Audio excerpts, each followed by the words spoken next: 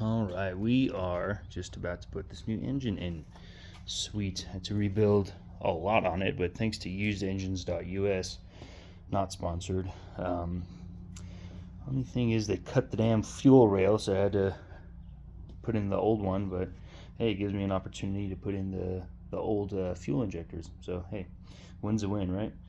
There's the old one. They cut it right there. Had to retape a lot of these wires because a lot of it was just trashed. Trashed. Hopefully these new ones are not too bad. I barely just had to use a pry bar to get it out of the escape. So I got a new jack. There's the old one. Got a 2-ton, so it should be able to get over now. So tomorrow's the big day, but I'm not gonna start it tomorrow. Just gonna put the engine in and do things like change oil and all that kind of stuff.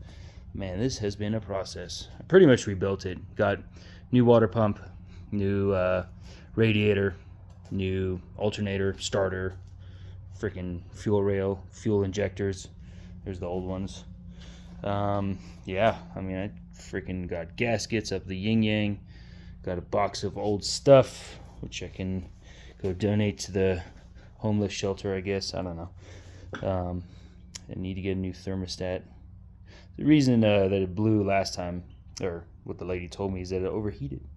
And if it overheats, then you gotta rebuild the overheating things, such as radiator and thermostat and water pump. Funny how that works. Here's the old one, 250,000 miles. It's not bad, 240, but yeah. I don't know if she ever had the timing done, but I mean, the timing was pretty freaking solid on there. I haven't actually tried to match it up and anything, but I'm not gonna use this engine. Don't know what I'm gonna do with it. It's 375 pounds, and it's not 2 tons, and 2 tons is the only way that they give you money at the parts, the metal place over here, sir, or a ton or something like that, like 2,000 pounds, I think it is. So a ton. So we will see. But yeah, I bet you $10 the next thing to go is the power steering system, because the I bet you that rack and pinion are just destroyed. Out of here was just leaking absolute black sludge, and I'm not even talking like that. Looks clean compared to what was coming out of here. You know how their oil can be black, but then when it gets murky, that's when you know shit's wrong. Sarah, we will see. I'm gonna have to donate this engine somewhere. I can't just throw it away. Think I could put it in one of those trash cans? Maybe. But that is my problem, not yours. This freaking catalytic converter that has to go behind the damn engine before you install everything. It's an absolute monster. I have no idea why Ford freaking did that. And then the one that they brought me doesn't look like it. You see the oil filter, the oil, whatever, the thingamajiggy. This one came with an oil cooler, and as you can see, they're a little bit different. That one's small, this one's a lot bigger, because it had to go through the oil cooler, which, of course, the oil cooler is covered in oil. So I wasn't going to use that, and I know I could regasket it and everything, but I don't have the attachments for this to go to the separate cooler, so I just forget and just change it out. I'm using this to go to work and back, which is a mile away. I'm not bent out of shape about it in the slightest.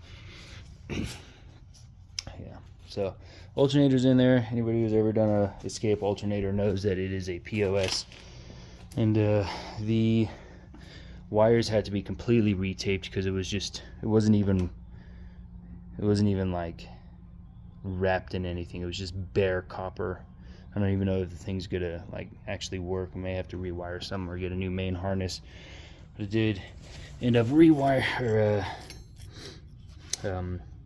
taping everything. We'll have to see on that one.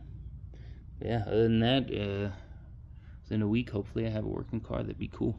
I know the first thing that's gonna happen is the exhaust is just gonna spit out a bunch of smoke, because the reason this thing went down is a blown head gasket, and there was just, when I got it put on the dolly to get here, you go up 45 degrees or whatever it is. It just a whole bunch of coolant came out. So and then when I took off the catalytic converters, it's just a bunch of coolant hanging in there, just dripping out. So I'm sure the thing's pretty flooded right now.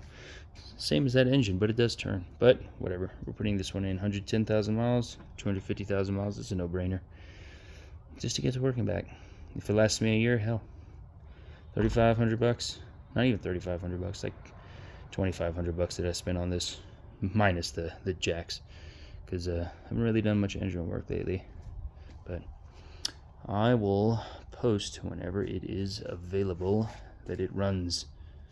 If it doesn't run, I'll just post a picture of me crying.